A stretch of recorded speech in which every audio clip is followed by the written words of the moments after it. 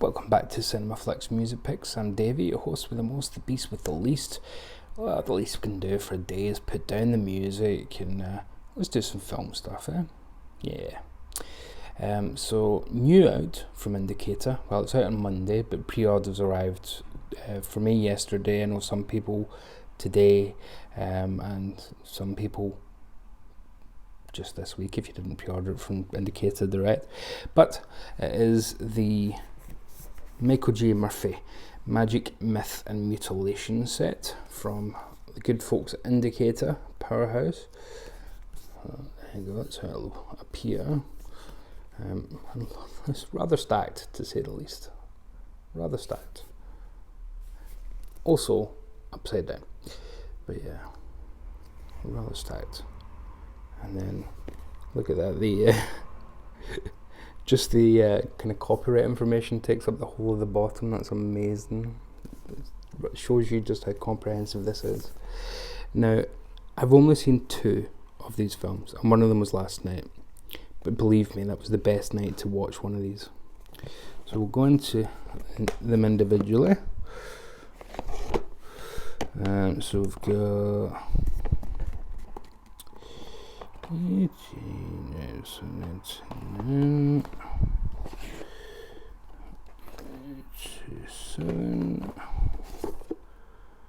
2015. So they've done it chronologically as well, which is really cool.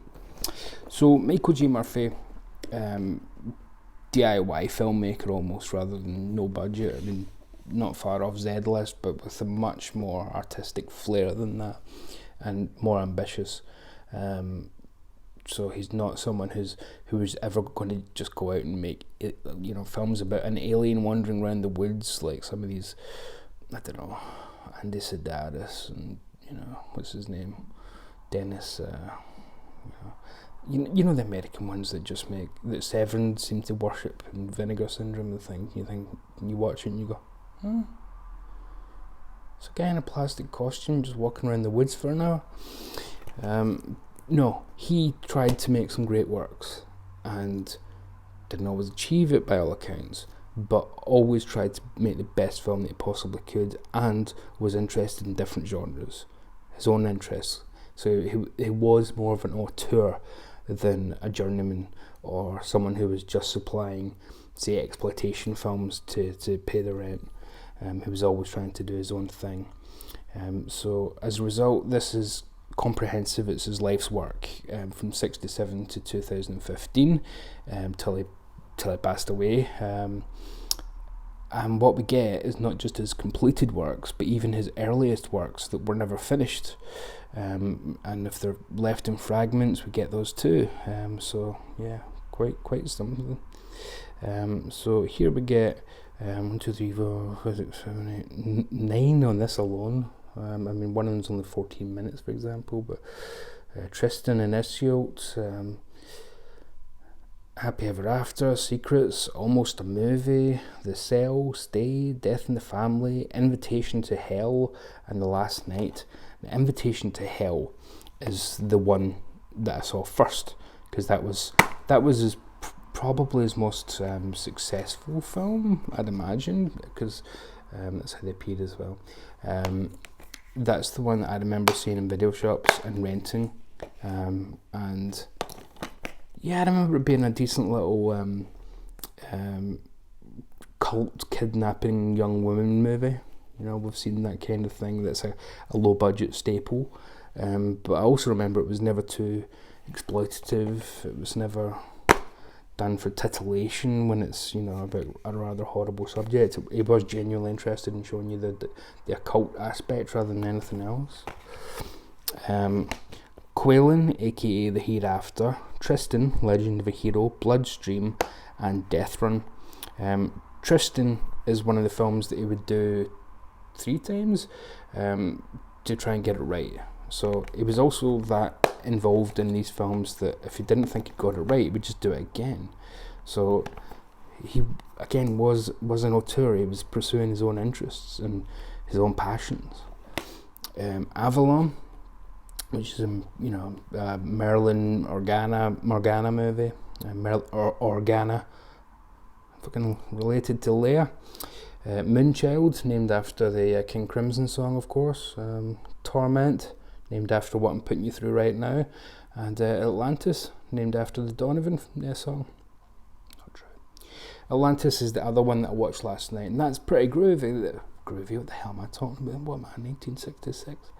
It's a father and daughter kidnapped and by these Raiders of Atlantis, and which is also a film, Raiders of Atlantis. It's not very good. This is better, actually, even though it's got even less budget. And there's this set that gets overused. It's like a small cave set, and it's almost like a political thriller from them on, because everything takes place in this small little area. But it's fun. He's going to liberate Atlantis, and it's got the feel of an 80s Doctor Who when they took the money away. It's got that kind of feel where they're trying their best. They've got some computers available by the 90s, but they just need more money, and it's not. Yeah, but it's charming as all hell, and that's what I'm hoping to find in a lot of these places where there's artistic valor, even when there's no production value, or because it isn't about doesn't that look cheap. It's more about, doesn't that look good for how little he actually had. That's more what we should be saying. If he had a lot of money and it still looked cheap, that'd be different. But if he had no money and made something look pretty good, decent, that's to be praised. And then Roxy, Scare, ZK3, Necros, Isle of the Dead, and The Return of Alan Strange is the last one in this set. And again, look, all these are stacked with extras individually, every single one. And then I missed this one out, didn't I? Yes. Second Sight, not released by Second Sight, funnily enough. Road to Nowhere, named after the Talking Heads song. The Rite of Spring, which is that the one that's Rite of Spring? No. There's one that's like a rock singer that gives it the business, and it's like an erotic thriller, that era of erotic thrillers from the 90s. And Tristan, he goes back to redo Tristan again. So, and you get two versions here of that as well. So those are the films, but by gum, there's plenty of them. Let's count them actually. Let's just count. Count with me, boys and girls. So we get 1, 2, 3, 4, 5, 6, 7, 8, 9, 10, 11, 12, 13, 14, 15, 16, 17, 18, 19, 20, 21, 22, 23, 24, 25, 26. 26. Now again, some of them short. Some of them are, one's down to like 15 minutes. One of them's 45 minutes. Some of them are only an hour. Very few are over 80 minutes, but you still get them, so, fantastic. I'll have a look at the booklet briefly. Away you go. So here's your cover there, and there's Michael himself looking a bit like, in fact, Ian Anderson from Jethro Tull. And there's he can do the gore when he wants. Look at that. And Basilwood Babylon. So that's the stuff I want to read about, the aspirations of the younger Michael. What did he want? What did he realistically think he was going to do in his career? Be quite interesting to go forward with that.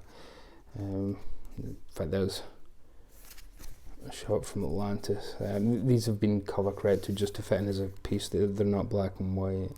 Well, not the one that I've seen anyway, so I'm assuming it's the same with the others.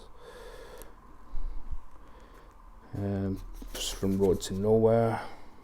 That's what's his name, James Renard. You'll see like a few people from television if you're in the UK popping up. Yeah, it's amazing how recent some of that. It goes right up to 2015. That's quite remarkable. There's something I definitely can't show. Page 32 for anybody who wants to see. I wonder where that finger's going. Oh, that's classic. Yeah. Fangs dripping blood. You really got me going.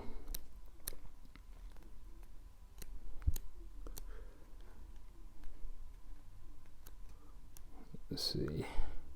Some of these are definitely a little bit unsuitable, but it's not too exploitative. It's just that it's showing you something I don't really think YouTube would let me get away with. But for some reason, they'll let me get away with showing you a picture of Michael J. Murphy stabbing one of his own actors. That's fine.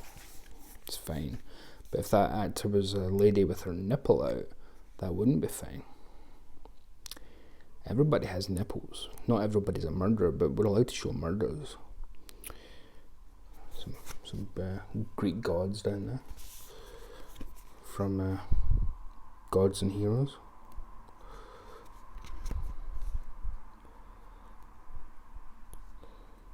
Yeah, so that gives you an idea. And what I should be pointing out as I'm going here is this is all credits.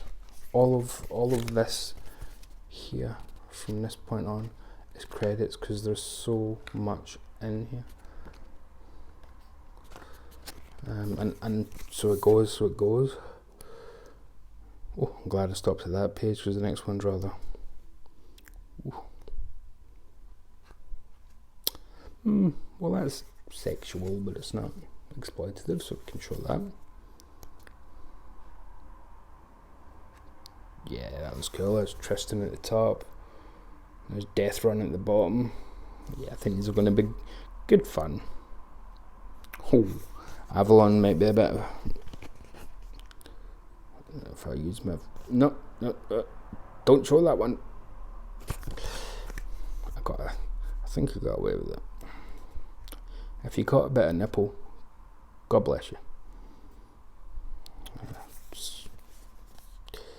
Torment doesn't look like a very happy time for anybody. And there's my buddy from Atlantis with the gherkin head. Yeah, he was pretty fun. So yeah, and there's, I'm sure, going to be a piece at the end about the restorations because, yeah, in fact, whoa, look at that. That is all about the restoration. That's quite unreal. Because this took a lot of work. I think it's the most ambitious project Indicator have ever produced.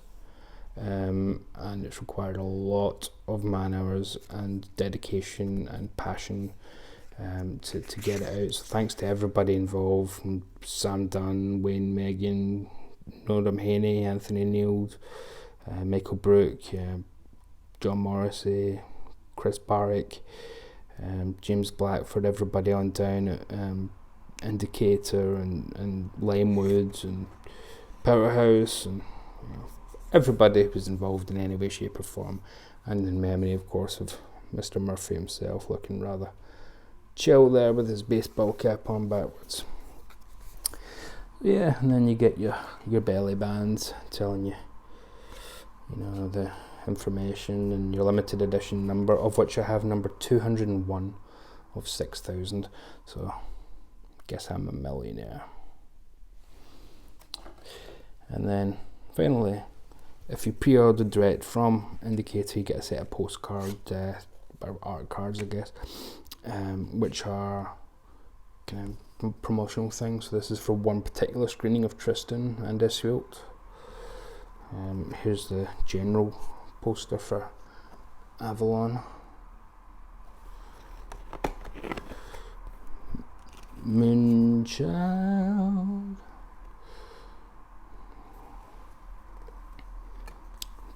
Torment is the one. So Torment is the one about the rock star who turns into a bit of a dominatrix. Now this I remember. This is the way I remember Invitation to Hell's cover. Just being black with the Rocky Horror-like mouth, and then your man in the middle. So yeah, that's what I remember. And then there's a double bill of Horror and Suspense, The Last Night, and Invitation to Hell on custom video. So there you go. So yeah, so a look at the career of someone who served, someone who gave his all for decades and decades with no rewards and no accolades.